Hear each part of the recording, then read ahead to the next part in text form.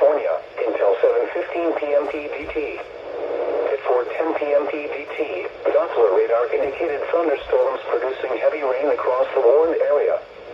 Between 0.75 and 1.25 inches of rain have fallen. Additional rainfall amounts of 0.75 to 1.25 inches are possible in the warned area. Flash flooding is ongoing or expected to begin shortly.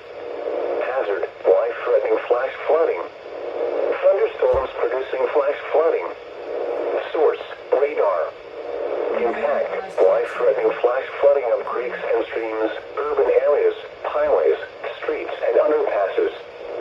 Some locations that will experience flash flooding include Mount Laguna, 1-8 between Pine Valley and Boulevard, I-8 between Boulevard and Imperial County line, Highway 78 between S2 and Borrego Springs Road, Highway 78 between Banner and S2, Highway S2 between Agua Caliente and Canebrake, Highway S2 between Canebrake and Imperial County line, Highway S2 Velocito Creek Road, Highway S2 between Shelter Valley and Agua Caliente and Fish Creek Wash.